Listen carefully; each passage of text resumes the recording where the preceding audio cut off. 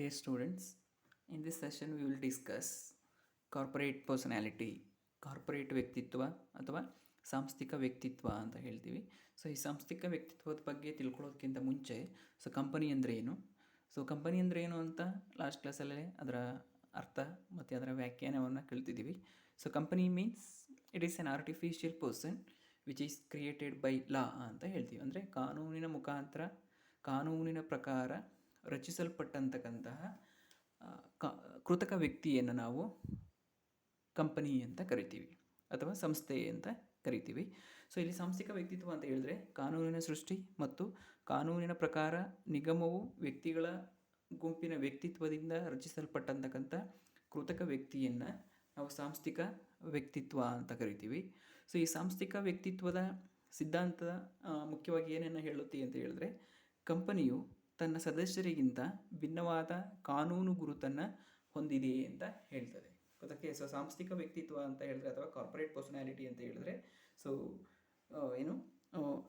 ಕಾನೂನಿನ ಸೃಷ್ಟಿ ಮತ್ತು ಕಾನೂನಿನ ಪ್ರಕಾರ ನಿಗಮವು ವ್ಯಕ್ತಿಗಳ ಗುಂಪಿನ ಸಹಾಯದಿಂದ ಅಥವಾ ವ್ಯಕ್ತಿತ್ವದಿಂದ ರಚಿಸಲ್ಪಟ್ಟಂತಕ್ಕಂಥ ಕೃತಕ ವ್ಯಕ್ತಿಯನ್ನು ಕಾರ್ಪೊರೇಟ್ ಪರ್ಸನಾಲಿಟಿ ಅಂತ ಹೇಳ್ತೀವಿ. ಈ ಸಾಂಸ್ಥಿಕ ವ್ಯಕ್ತಿತ್ವದ ಸಿದ್ಧಾಂತ ಏನಂತ ಹೇಳುತ್ತೆ ಅಂದರೆ, the theories of corporate personality says company is different from its members ಅಂತ ಹೇಳ್ತಾರೆ. ಅಂದರೆ ಕಂಪನಿಯು ತನ್ನ ಸದಸ್ಯರಿಗಿಂತ ಭಿನ್ನವಾದ ಕಾನೂನು ಗುರುತನ್ನು ಹೊಂದಿದೆ ಅಂತ ಹೇಳ್ತಾರೆ. ಅಂದರೆ ಇಲ್ಲಿ ಕಂಪನಿನೇ ಬೇರೆ, ಆ ಕಂಪನಿಯ ಸದಸ್ಯರೇ ಬೇರೆ. ಕಂಪನಿ ಮತ್ತು ಸದಸ್ಯರು ಇಬ್ಬರೂ ಕೂಡ ಒಂದೇ ಅಂತ ಹೇಳೋದಕ್ಕೆ ಆಗೋದಿಲ್ಲ. ಕಂಪನಿಯು ತನ್ನದೇ ಆದಂತಕ್ಕಂಥ ಒಂದು ವ್ಯಕ್ತಿತ್ವವನ್ನು, ತನ್ನದೇ ಆದಂತಕ್ಕಂಥ ಒಂದು ಗುರುತನ್ನು ಕಂಪನಿ ಹೊಂದಿರುತ್ತೆ. ಅಂದರೆ ಕಾನೂನಿನ ಮುಖಾಂತರ, ಕಾನೂನಿನ ಪ್ರಕಾರ ಅದು ರಚಿಸಲ್ಪಟ್ಟಂತಕ್ಕಂಥ ಕೃತಕ ವ್ಯಕ್ತಿ ಆಗಿರೋದ್ರಿಂದ ಆ ಕಂಪನಿಗೆ ತನ್ನದೇ ಆದಂತಕ್ಕಂಥ ಒಂದು ವ್ಯಕ್ತಿತ್ವ ಇರ್ತದೆ. ಆ ಕಂಪನಿಯ ವ್ಯಕ್ತಿತ್ವ ಮತ್ತು ಆ ಕಂಪನಿಯ ಸದಸ್ಯರ ಇಬ್ಬರೂ ಕೂಡ ಒಂದೇ ಅಂತ ಹೇಳೋದಕ್ಕೆ ಸಾಧ್ಯ ಆಗೋದಿಲ್ಲ. ಕಂಪನಿಯ ಕಾರ್ಯಚಟುವಟಿಕೆಗಳೇ ಬೇರೆ, ಸದಸ್ಯರ ಕಾರ್ಯಚಟುವಟಿಕೆಗಳೇ ಬೇರೆ. ಕಂಪನಿ ಮತ್ತು ಸದಸ್ಯರ ಮಧ್ಯೆ ಯಾವುದೇ ರೀತಿಯ ಒಂದೇ ರೀತಿಯ ಚಟುವಟಿಕೆಗಳು ಇರುವುದಿಲ್ಲ ಅಂತ ಹೇಳ್ತಾರೆ. ಈ ಸಾಂಸ್ಥಿಕ ವ್ಯಕ್ತಿತ್ವದ ಪರಿಕಲ್ಪನೆಯನ್ನು ನಾವು ಇಂಗ್ಲೀಷ್ ಮತ್ತು ಭಾರತೀಯ ಕಾನೂನುಗಳು ಅನುಸರಿಸ್ತವೆ. ಮತ್ತು ಮುಂದುವರೆದಂತೆ ಕಂಪನಿಯ ಸಾಲಗಾರರು ತಮ್ಮ ಹಣವನ್ನು ಕಂಪನಿಯಿಂದ ಮಾತ್ರ ವಸೂಲಿ ಮಾಡಬೇಕೇ ಹೊರತು ಅವರ ವೈಯಕ್ತಿಕ ಸದಸ್ಯರ ವಿರುದ್ಧ ಮೊಕದ್ದಮೆ ಹೂಡಲು ಸಾಧ್ಯವಿಲ್ಲ ಅಂತ ಹೇಳ್ತಾರೆ. ಅಂದರೆ ಆ ಕಂಪನಿಗೆ ಸಾಲವನ್ನು ಕೊಟ್ಟಂತಕ್ಕಂಥ ಸಾಲಗಾರರು ಕಂಪನಿಯಿಂದಲೇ ಅವರು ಸಾಲವನ್ನು ವಸೂಲಿ ಮಾಡ್ಕೋಬೇಕು. ಆ ಕಂಪನಿ ಸಾಲಗಾರರಿಗೆ ಸಾಲವನ್ನು ಹಿಂದಿರುಗಿಸೋದಕ್ಕೆ ಏನಾದರೂ ಹಿಂದೇಟು ಹಾಕಿದ್ರೆ ಆ ಕಂಪನಿಯ ಸದಸ್ಯರ ವಿರುದ್ಧ ಆ ಸಾಲಗಾರರು ಯಾವುದೇ ರೀತಿಯ ಮೊಕದ್ದಮೆಯನ್ನು ಹೂಡೋ ಹಾಗಿಲ್ಲ. ಏನಕ್ಕೆ ಅಂತ ಹೇಳಿದ್ರೆ, ಇಲ್ಲಿ ಸದಸ್ಯರೇ ಬೇರೆ, ಕಂಪನಿನೇ ಬೇರೆ ಆಗಿರೋದ್ರಿಂದ if the company fails to repay debt to its creditors, the creditors should file a case against the company, not on the members of that particular company. ಗೊತ್ತಾಗ್ತಿದೆಯಾ? ಅಂದರೆ ಇಲ್ಲಿ ಏನಕ್ಕೆ ಅಂತ ಹೇಳಿದ್ರೆ, ಕಂಪನಿನೇ ಬೇರೆ, ಸದಸ್ಯರೇ ಬೇರೆ. ಅವರು ಕ್ರೆಡಿಟರ್ಸು ಕಂಪನಿಗೆ ಹಣವನ್ನು ಕೊಟ್ಟಿರ್ತಾರೆ ಸಾಲದ ರೂಪದಲ್ಲಿ. ಕಂಪನಿ ಸಾಲವನ್ನು ಪಡ್ಕೊಂಡಂತಕ್ಕಂಥ ಸಾಲಗಾರರಿಗೆ ಕಂಪನಿ ಏನು ಮಾಡಬೇಕು, ಸಾಲವನ್ನು ಹಿಂದಿರುಗಿಸ್ಬೇಕು. ಒಂದು ವೇಳೆ ಆ ಕಂಪನಿ ತನ್ನ ಸಾಲಗಾರರಿಗೆ ಸಾಲವನ್ನು ಹಿಂದಿರುಗಿಸೋದಕ್ಕೆ ಫೇಲ್ ಆದರೆ ಅಂಥ ಸಮಯದಲ್ಲಿ ಆ ಕಂಪನಿಗೆ ಸಾಲವನ್ನು ಕೊಟ್ಟಂತಕ್ಕಂಥ ಸಾಲಗಾರರು ಕಂಪನಿಯ ವಿರುದ್ಧ ದಾವೆ ಹೂಡ್ತಾರೆ, ಮೊಕದ್ದಮೆ. ಅಂದರೆ ಕಂಪನಿಯ ವಿರುದ್ಧ ಏನು ಮಾಡ್ತಾರೆ, ಕೇಸನ್ನು ಫೈಲ್ ಮಾಡ್ತಾರೆ. ಆ ಕಂಪನಿಯ ಸದಸ್ಯರ ವಿರುದ್ಧ ಯಾವುದೇ ರೀತಿಯ ಕೇಸನ್ನು ಫೈಲ್ ಮಾಡೋದಕ್ಕೆ ಸಾಧ್ಯ ಇಲ್ಲ. ಗೊತ್ತಾಗ್ತಿದೆಯಾ?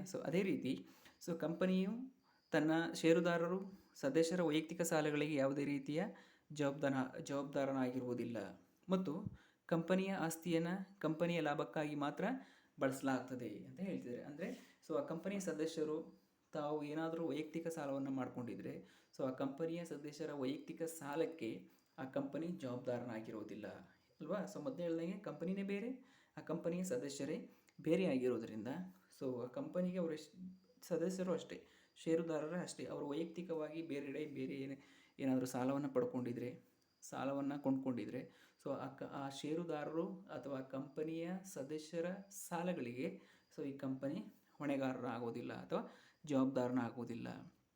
ಮತ್ತು ಕಂಪನಿಯ ಆಸ್ತಿಯನ್ನು ಕಂಪನಿಯ ಲಾಭಕ್ಕಾಗಿ ಮಾತ್ರ ಬಳಸಲಾಗ್ತದೆ.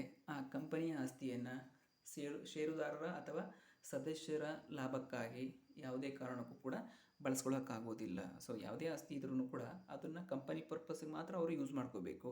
So other than company purpose the shareholders are not eligible to use the company's properties for their personal use. ಅವರ ವೈಯಕ್ತಿಕ ಸಾಲಕ್ಕೆ ವೈಯಕ್ತಿಕ ವಿಷಯಕ್ಕೆ, ವೈಯಕ್ತಿಕ ಲಾಭಕ್ಕೆ ಅವರು ಬಳಸ್ಕೊಳ್ಳೋ ಹಾಗಿಲ್ಲ. ಇದು ಆಸ್ತಿಯನ್ನು ಹೊಂದುವ ಕಂಪನಿಗೆ ತನ್ನದೇ ಆದ ಆಸ್ತಿಯನ್ನು ಹೊಂದುವ ಹಕ್ಕನ್ನು ಹೊಂದಿರುತ್ತೆ. ಒಪ್ಪಂದಗಳಿಗೆ ಪ್ರವೇಶ ಮಾಡುವುದಂತಕ್ಕಂಥ ಹಕ್ಕನ್ನು ಹೊಂದಿರುತ್ತೆ. ಮೊಕದ್ದಮೆ ಹೂಡುವುದು, ಕಂಪನಿ ಹೆಸರಲ್ಲಿ ಮೊಕದ್ದಮೆ ಹೂಡುವುದಕ್ಕೆ ಮುಂತಾದ ಕೆಲವು ಹಕ್ಕುಗಳನ್ನು ಮತ್ತು ಕರ್ತವ್ಯಗಳನ್ನು ಹೊಂದಿದೆ.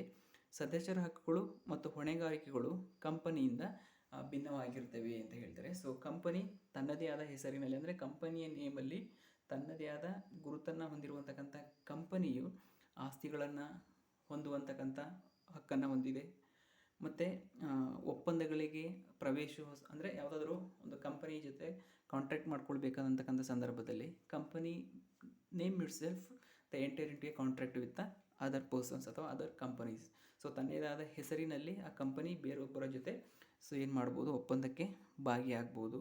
ಮೊಕದ್ದಮೆಯನ್ನು ಹೂಡುವುದಕ್ಕೂ ಕೂಡ ಕಂಪನಿ ಹೆಸರಲ್ಲಿ ನಾವು ಕೇಸನ್ನು ಫೈಲ್ ಮಾಡ್ಬೋದು ಮತ್ತು ಕಂಪನಿ ಹೆಸರಿನಲ್ಲಿ ಮೊಕದ್ದಮೆಯನ್ನು ಹೂಡ್ಬೋದು. ಮುಂತಾದ ಅನೇಕ ಹಕ್ಕುಗಳನ್ನು ಮತ್ತು ಕರ್ತವ್ಯಗಳನ್ನು ಕಂಪನಿಯು ಹೊಂದಿರುತ್ತದೆ. ಮತ್ತು ಈ ಕಂಪನಿಯ ಹಕ್ಕುಗಳು ಮತ್ತು ಕರ್ತವ್ಯಗಳು ತನ್ನ ಸದಸ್ಯರ ಹಕ್ಕುಗಳು ಮತ್ತು ಹೊಣೆಗಾರಿಕೆಗಳಿಗೆ ಭಿನ್ನವಾಗಿರ್ತವೆ ಅಂತ ಹೇಳ್ತಾರೆ. ಅಂದರೆ the rights and duties of the members and the rights and duties of the company is totally different ಅಂತ ಹೇಳ್ತಾರೆ. ಸೊ ಸಂಕ್ಷಿಪ್ತವಾಗಿ ಹೇಳುವುದಾದರೆ, ಕಂಪನಿಯ ಸಂಘಟನೆಯ ಮೇಲೆ ಪಡೆದುಕೊಳ್ಳುವ ಕಾನೂನು ವ್ಯಕ್ತಿತ್ವವು ಕಂಪನಿಗೆ ಕಾನೂನು ವ್ಯಕ್ತಿತ್ವ ಮತ್ತು ಸ್ವತಂತ್ರ ಸ್ಥಾನಮಾನವನ್ನು ನೀಡುತ್ತದೆ ಅಂತ ಹೇಳ್ತಾರಲ್ವ. ಸೊ ಕಂಪನಿಗೆ ತನ್ನದೇ ಆದ ಒಂದು ಕಾನೂನು ವ್ಯಕ್ತಿತ್ವ ಮತ್ತು ಸ್ವತಂತ್ರವಾದ ಸ್ಥಾನಮಾನ, ಅಂದರೆ ತನ್ನದೇ ಆದ ಕಾರ್ಯಚಟುವಟಿಕೆಗಳನ್ನು, ತನ್ನದೇ ಆದ ಹಕ್ಕು ಮತ್ತು ಕರ್ತವ್ಯಗಳನ್ನು ನಿಭಾಯಿಸೋದಕ್ಕೆ, ಚಲಾಯಿಸೋದಕ್ಕೆ ಕಂಪನಿಗೆ ತನ್ನದೇ ಆದಂತಕ್ಕಂಥ ಒಂದು ಕೃತಕ ವ್ಯಕ್ತಿತ್ವದ ಸ್ವತಂತ್ರ ಸ್ಥಾನಮಾನವನ್ನು ಈ ಕಂಪನಿಯ ಕಾನೂನು ನೀಡಿರುತ್ತದೆ. ಸೊ ಇದಿಷ್ಟು ಕೂಡ ಕಾರ್ಪೊರೇಟ್ ಪರ್ಸನಾಲಿಟಿ ಅಂತ ಹೇಳ್ತೀವಿ. ಸೊ ಕಾರ್ಪೊರೇಟ್ ಪರ್ಸನಾಲಿಟಿ ಅಂತ ಹೇಳಿದ್ರೆ ನೀವು ಕಾನ್ಸೆಪ್ಟಾಗಿ ಅಂದರೆ ಯಾವ ರೀತಿ ಕಲ್ಪನೆ ಮಾಡ್ಕೊಳ್ಬೇಕು ಅಂತ ಹೇಳಿದ್ರೆ, ಸೊ ಕಂಪನಿನೇ ಬೇರೆ, ಕಂಪನಿಯ ಸದಸ್ಯರೇ ಬೇರೆ. ಸೊ ಕಂಪನಿ ಮತ್ತು ಕಂಪನಿಯ ಸದಸ್ಯರು ಯಾವುದೇ ಕಾರಣಕ್ಕೂ ಒಂದೇ ಆಗೋದಕ್ಕೆ ಸಾಧ್ಯವಿಲ್ಲ.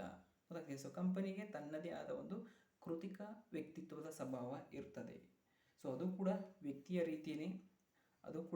ರೀತಿಯೇ ಏನು ಬಿಸ್ನೆಸ್ಸನ್ನು ಮಾಡ್ಬೋದು. ಅದು ಕೂಡ ಒಬ್ಬ ವ್ಯಕ್ತಿ ಬ್ಯಾಂಕ್ನಲ್ಲಿ ಯಾವ ರೀತಿ ತನ್ನ ಖಾತೆಯನ್ನು ತೆರೀತಾನೆ, ಅದೇ ರೀತಿ ಆ ಕಂಪನಿನೂ ಕೂಡ ತನ್ನದೇ ಹೆಸರಿನಲ್ಲಿ ಅದರ ಸದಸ್ಯರ ಸಹಾಯದಿಂದ ಖಾತೆಯನ್ನು ತೆರೀಬೋದು. ತನ್ನದೇ ಹೆಸರಿನಲ್ಲಿ ಆಸ್ತಿಯನ್ನು ಹೊಂದ್ಕೊಳ್ಬೋದು. ತನ್ನದೇ ಹೆಸರಿನಲ್ಲಿ ಒಡಂಬಡಿಕೆಗಳನ್ನು, ಒಪ್ಪಂದಗಳನ್ನು ಮಾಡ್ಕೊಳ್ಬೋದು. ಸೊ ಅಂದರೆ ಒಬ್ಬ ಸ್ವಾಭಾವಿಕ ವ್ಯಕ್ತಿ ಏನೇನೆಲ್ಲ ಕಾರ್ಯಚಟುವಟಿಕೆಗಳನ್ನು ಮಾಡ್ತಾನೆ, ಸೊ ಅದೇ ರೀತಿ ಕಂಪನಿನೂ ಕೂಡ ಕಾರ್ಯಚಟುವಟಿಕೆಗಳನ್ನು ಮಾಡ್ಬೋದು. ಆದರೆ ಕಂಪನಿನ ನಾವು ಆರ್ಟಿಫಿಷಿಯಲ್ ಪರ್ಸನ್ ಅಂತ ಹೇಳ್ತೀವಿ, ಅಂದರೆ ಕಾನೂನಿನ ಮುಖಾಂತರ ರಚಿಸಲ್ಪಟ್ಟಂತಕ್ಕಂಥ ಕೃತಕ ವ್ಯಕ್ತಿ ಅಂತ ಹೇಳ್ತೀವಿ. ಸೊ ಇದು ಕಂಪನಿ ಅಂತ ಹೇಳ್ತೀವಿ. ಸೊ ಅದು ಕಂಪನಿ ತನ್ನ ಸದಸ್ಯರಿಗಿಂತ ಸಂಪೂರ್ಣವಾಗಿ ಭಿನ್ನವಾಗಿರುತ್ತದೆ ಅಂತ ಹೇಳ್ತೀವಿ. ಸೊ ಇದು ಈ ಕಾರ್ಪೊರೇಟ್ ವ್ಯಕ್ತಿತ್ವದ ಪರಿಕಲ್ಪನೆ. Okay, thank you.